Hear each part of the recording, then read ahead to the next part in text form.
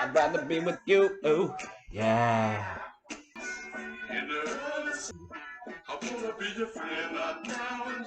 Until the end. Alright, it's your boy Willie B. We got another drop. This is the second sighting this year so far. We got Rich the Kid. I'm about to get some money, I can feel it. Promise you was fucking with the realest. That was my shit.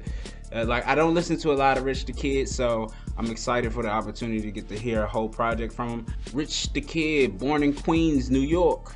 And then when he was younger, parents split up, he moved to Georgia. And when he came down to Georgia, it all makes sense. He seems like a New York, Georgia influenced type of cat. I've always kind of liked him, you know, just never had the time to sit down and listen to him. But I got time today. Name of this album, Lucky 7. You know what I mean? So he's feeling lucky. I'm feeling lucky too, Rich.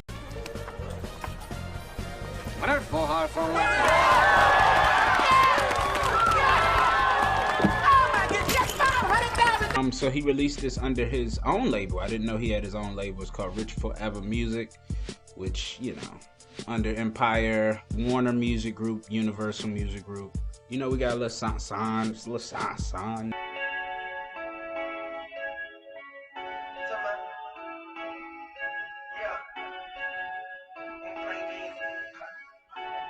You know, the beat rocks. I like this. I like the beat. What he's saying, I don't really care for it. The flows he using is kind of I've heard these flows. They're kind of contemporary. He sounds like a mix between Gunna and Lil Uzi on this particular song. I'm not being wowed by the opening song at all. You know, I don't really care for the lyrics. He's kind of all over the place with it. But the beat is dope. A hook I kind of like. The hook might save this song. Might.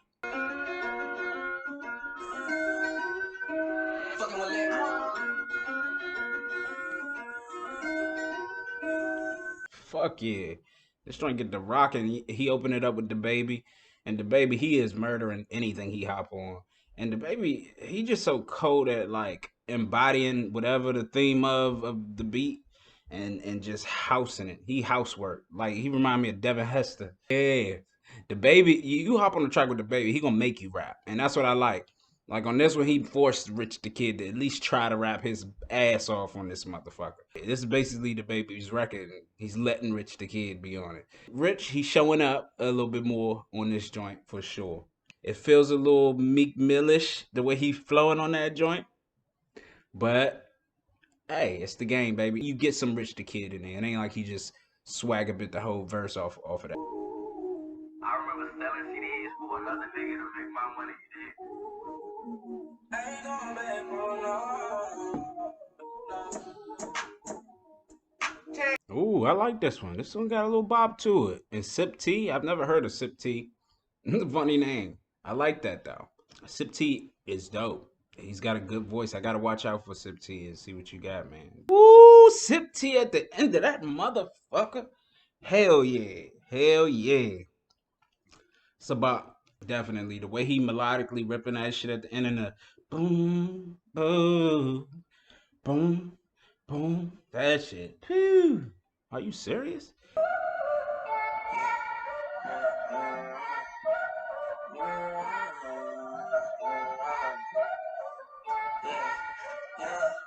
Lil Mozzie. I don't know much about him. I've heard his name, but he sounds really good on this record. The beat is there.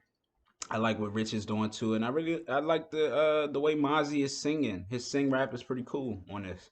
I've never really heard him, you know, so this is me taking in that vibe. Is some young rich nigga shit, you know, where you just young and shining and you getting all this attention from girls that you know you wasn't getting before. It just reveals things about would be important to some women and, you know, what gets the attention and stuff like that. But it's the equivalent. It's like the same way like a big booty or some, you know, the same way sex gets our attention, money gets their attention the same way. Yes, sir.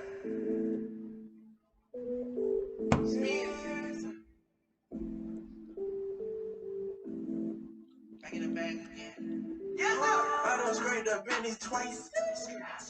See, I like this lane right here. This particular lane of Rich the Kid, I love it. This is playing right into his wheelhouse for real, man. Yeah, this is the vibe for him. Feels like a future beat. I don't know who made it, but this joint is vibey. I like his melodies on the hook. Like the melody on the hook on this, the way he do it is very technical. You know what I mean? And as an artist, I could recognize that. People just gonna hear it and just like be like, "Oh, this is so dope." But like, I recognize the technical stuff he's doing there, and it's very slight, and it's all spirit. You know what I mean? But it's dope, man.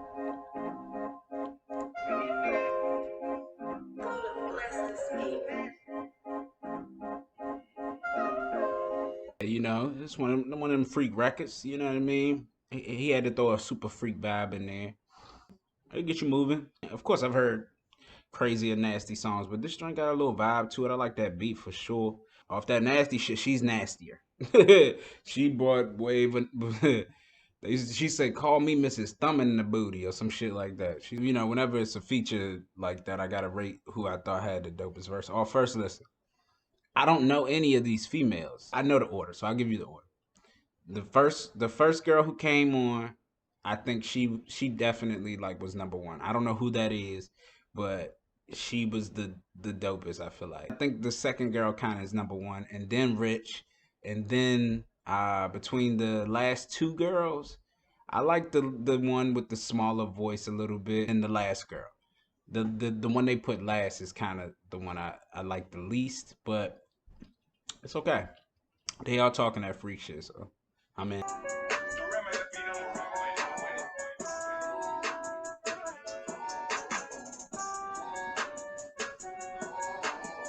Quavo's voice is becoming iconic. Like I could tell when he like 40 out, he gonna have just one of them stupid iconic voices. Uh he's getting better at rapping too. I'm noticing it from his verse on this. This is like probably the most like thoughtful verse I've heard from Quavo. This is what you call hood elegance, baby. Whenever I listen to anything with Amigo member, I'm all it's like ad lib school for me because these niggas like I hate doing ad lib. I hate it. It's the worst thing when you're recording for me to do ad libs because I feel like it's forced and it's fake for me. But like these niggas, it's art. When the Migos came out in that flow, everybody wanted to compare it to Bone Thugs, and you can because that's the influence. But like where they took it, Bone Thugs ain't quite in that space, you know. And to bring that into the type of beats they rap it on, totally different. Lucky Sevens, theme and concept. You know, it was pretty straightforward. The Lucky Sevens, you know, he's a gambling man, probably, I would bet. I guess, you know, because it's 7 songs on the album, he's like, one of these motherfuckers is gonna work. You know what I mean? It's like the roll of the dice, you know, it's 2021. I get it. He's like, man, I don't know what y'all want. So out of this 7, something got to strike. It's pretty low for me. I'll definitely give that a 3. I think the only reason why it's Lucky 7 is because it's 7 songs. It's not a very deep thought out concept, but it adds up. I mean, this nigga's from New York and Atlanta, so he, you know, that's 2 fashion swagoo pots. So he looks fresh on this joint. You know, I love the colors. You know, the color schemes is perfect. I like the blurred vision, almost a little tunnel vision that he's giving you. It's stimulating to a degree for sure with the colors. Not a deep artwork thing. Gives me vibes of like Chingy's Jackpot album, you know, the way that hits you. It's okay. I've seen better album covers. I'm gonna give that a 4. Production on this one was pretty good. I really liked the production on this. Sounded very clean. The canvases on this it's actually a cohesive album. It's not as Lucky Strike it, you know, as you would think. It kind of works cohesively. Obviously, it's a couple songs in there that kind of breaks the stigma. I would say it's like 2 songs in there that really stretches it to a different space. But for the most part, for 7 songs, I would say 5 of them are really cohesive. I love the hood elegance of it. He blended, I feel like, a New York and Atlanta style on the beats. Yeah, it's gonna be an 8 for me. I think the most creative side of this for me was the beats. You know, it wasn't it's not a deep concept album. you know, so you know the creativity comes in the beats and kind of how the songs is orchestrated. I think Rich the Kid brought some creativity to it also because he did some things with his hooks and the way he sang rap. Some of his things he was very creative, but nothing super moved the needle for me. For the creativity, I think it's kind of got to be right down the middle for me. It's gonna be a 5. Replay value, I actually feel like this has high replay value for me. Just because of the certain vibes that was created on this. It's like legit probably like 4 songs on here I want to hear again for sure, and out of 7 songs that's pretty legit.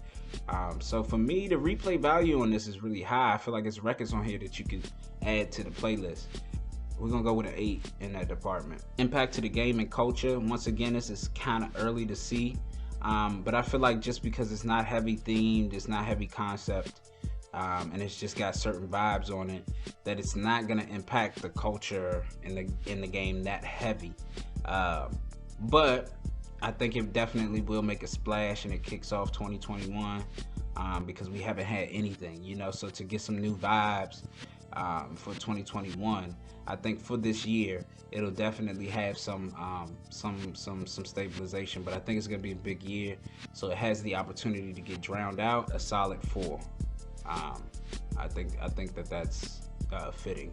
For lyrics, which I'm the hardest on, you know, there were some lyrics in here that were dope. I don't think Rich the Kid himself brought the lyric game to a whole new level. He's more of a stylistic artist to where he catches you. Yeah, he's gonna say some bars that catches you, but it's really the way he say it, the cadences that he chooses to use is what makes him really great. But as far as just like the lyrical content, it's not super high for me. He has some features on here that brought it up to a certain level, but I'd have to go with a base level 5 on that. Okay, results are here. This album scored a 37, which I think is pretty good. It's an album that's got to grow on you, but don't take this category for like it's a bad album, because this album is created upon taste, you know, and people's taste is different. Like, and this album falls there because there may be some people who would rate this higher. I don't think anybody would rate this lower than this. I think this is base level, but it has potential to be a really good album to some people, and maybe even a classic to some people. And so this is almost like a safety net bracket. It has high replay value. I'm coming back to it. I've already put songs that I like from this in my playlist personally, so you're gonna like songs from this album, but you have to rate an album. There's the reason why I create this system, because it's criteria to what makes an album a classic. And so this cannot be considered a classic, but it is an album that gotta grow on you. And this is first listen, so it's here to say that I'm gonna listen to this album again, and who knows how I feel about this album at the end of the year. To keep it a buck, there's a lot of songs on here that you may come back to listen to, because there's a few I'm coming back, but I'll give you 2. Listen to Boom Boom. I think Boom Boom is a dope record. It's definitely got the vibes. Money Machine, which is my favorite Money Machine is my favorite song on the whole project. It's a good starting song if you're a picky person. But I mean, it's 7 songs. Listen to the whole thing. That will wrap it up for me. Shout out to Rich the Kid, New York. Shout out to Atlanta. Shout out to Rich Forever Music, Warner, Universal, all that. Until next time, you know, I'll be on the next artist drop. Look, like and subscribe, y'all. I don't know what you're waiting for. If you're looking at it, you might as well. I love you. Have a good one. And we out.